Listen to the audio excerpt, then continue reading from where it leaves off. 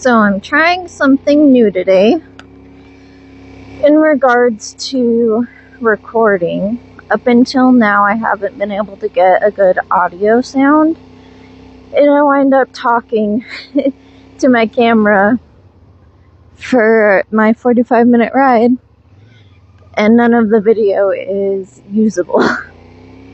So I got one of those purple pandas, and I have it hooked up, so we'll see how that goes. It's gonna be real hot today. Seems busier than usual too. I'm regretting the extra layer that I put on. So I took the ear pads from my other helmet that's too big for me, and I crammed it into this one, hoping that it would, one, help with the wind noise, and two, help this one be a little bit more secure, because since I shaved my head, this helmet's a little too big, which is depressing because it is a child, like a youth large, which means I have to go down to a youth medium. It's a little silly.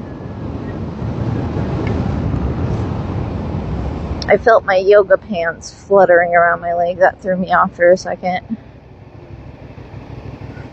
The roads here are super bumpy. Potholes everywhere.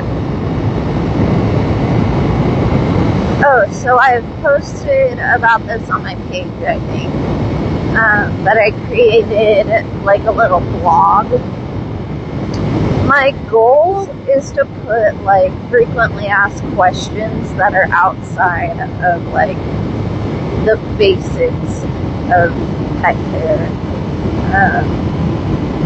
So like, you've already established veterinary care, but they gave you care instructions and you don't know how to go forward with that. Or you just need like a reminder of how to do the at-home care. So like things like how to trim nails, how to clean ears, like things like that, I'm trying to get up onto the page. Just because I feel like owners should have a bit more access to information. Like at my clinic, we utilize veterinary partners, and I'm constantly handing out printouts from that, like left and right. So I just feel like if there was one spot where pet owners had free access to it, that would be ideal. So that is my goal, to become a free, pet owner friendly, with basic terminology, veterinary partner, I guess. So I grew up riding dirt bikes, right? And I don't know if the terminology is the same. I don't know if this is like official terminology or if this is like my dad's terminology, but there were these like courses with little bumps. They weren't like ramps, but they wanted to be for kids. We called them whoopties. I wish I could flip my camera around to show you, but I'd rather practice safe riding. But this road has whoopties on it, and it seems like it's intentional to like slow the flow of traffic, because it's that, or the city is just completely incompetent when it comes to fixing potholes. And I'd rather believe that it was done intentionally, because this road is technically 35. Who goes 35 on here? Not very many people. It's a back road, like, I don't know. In your car, I would assume it's slightly more noticeable. On my bike, I can kind of dip around them somewhat.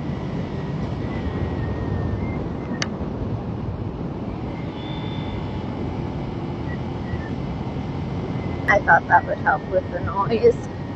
I don't know if it's coming through on the audio, but there's like the whistle of the wind in one specific part of my helmet. And it's where this helmet's broken, I'll be honest. Like I said, this was a children's helmet, and I've had it during the course of my learning how to ride, and I have fallen quite a few times. My pretty little 2025 CF Moto has seen the ground, has seen the pavement.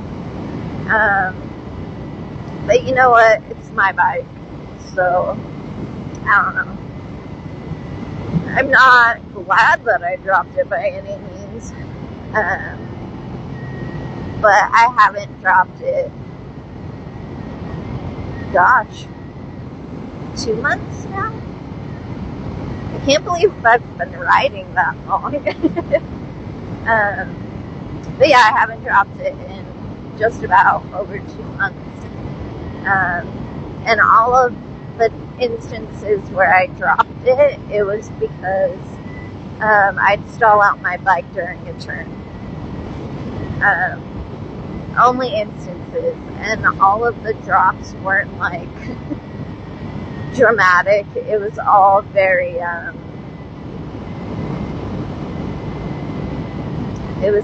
slow motion each time. So I joke with my husband about how my driving style is different from my motorcycle riding. I am a lot less prone to take chances on my bike than I am in my car. But one thing that has like a common denominator between either one is I've always scanned the road because I have zero faith in humanity. Like, I feel like I'm just as likely to get hit in my car than I am on my motorcycle.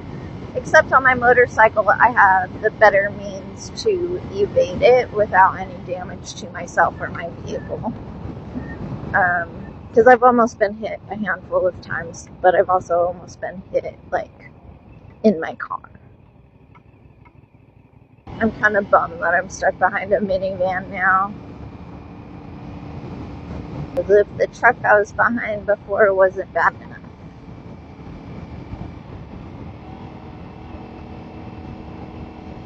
So I said that this road was a back road, and that's true, but it also connects to like a main highway.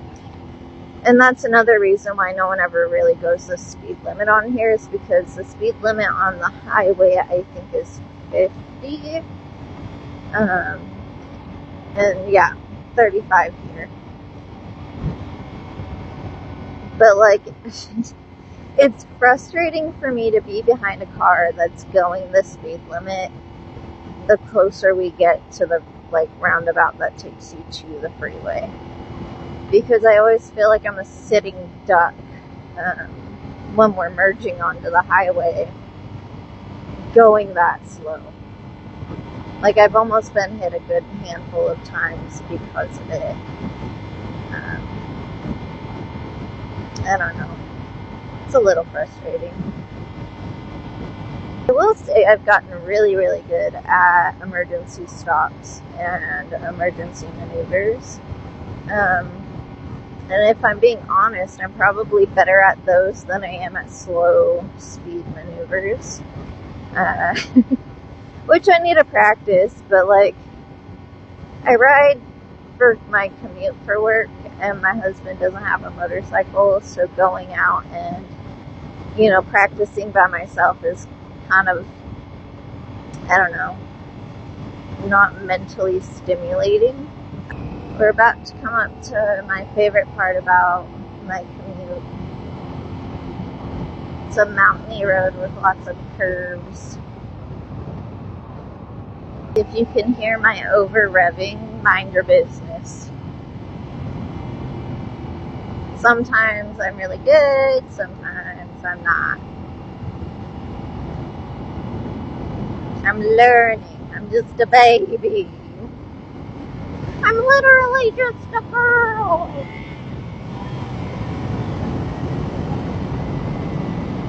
One thing that absolutely terrifies me is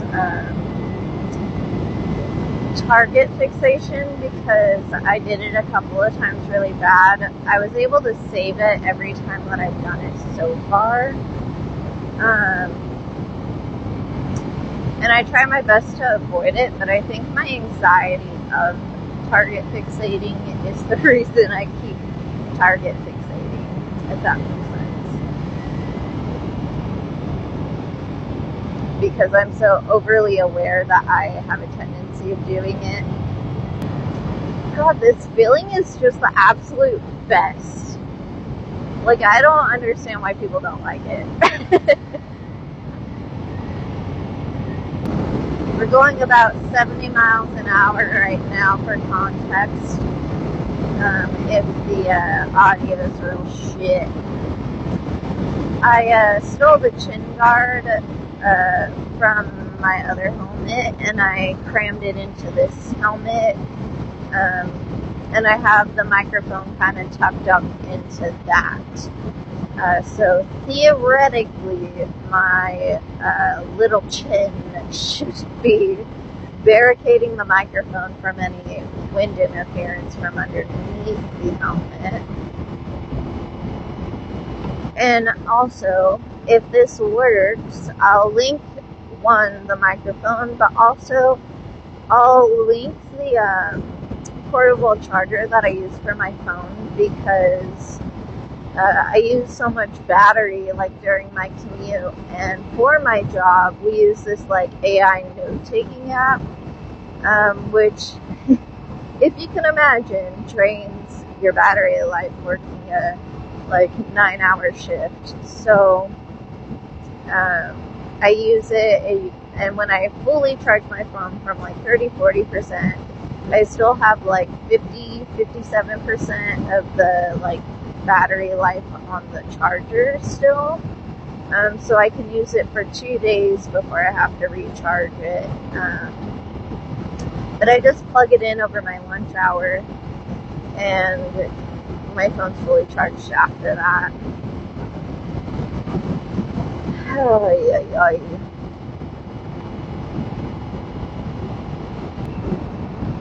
Jesus Christ. Pick a lane.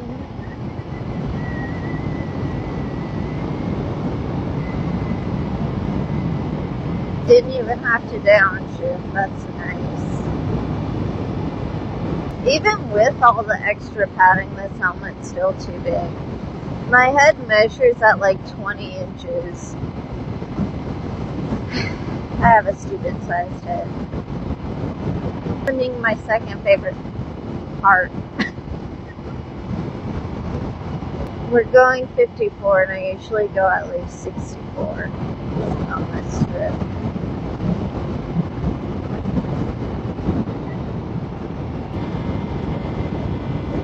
Oh shit, it's because of a bike.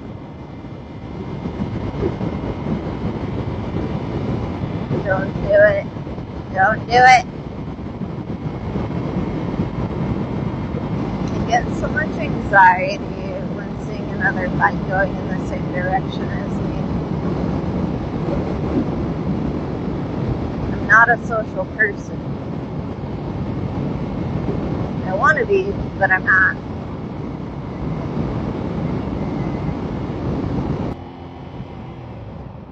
Fucking jaywalkers, man.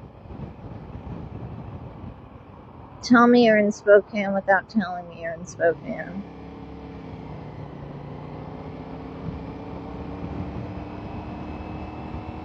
And you have the audacity to stop in the middle of the left lane and stare at oncoming traffic. Like, what? What did I do? Fucking dumbass.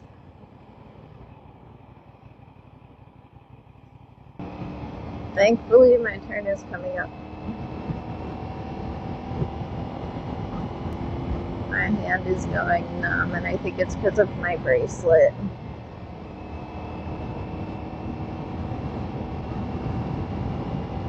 It smells really good right here, like Mexican food. The smell of Mexican food in the morning is just the best. If you're from Idaho, Washington area, you'd be familiar with Silverwood theme park. That's where I met my husband. We were both working in the Americanized Mexican restaurant. I went through a couple of names. It's not the Full Cactus one. It was Orlando's, and then it was... Oh, I just had it. Alejandro's?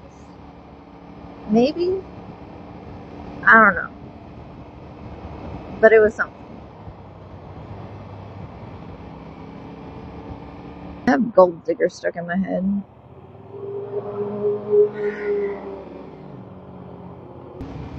I can't tell what time it is because I'm using a camera app for the Panda. 7:44. I start work at 8. I always try to be there at least like 15 minutes early because of my nicotine addiction. So I can step outside, strip down from my protective layers, and just get my fix before I have to be inside with other people. I don't think I'm going to get time this morning. If anything, I'll get maybe 5. I might just leave my knee pads on because they're underneath my yoga pants. They give me weird lines, but they're comfy. And if you know anything about being a veterinary assistant, you know that you're on your knees a lot. Do with that information as you will if you want to be a 12-year-old about it.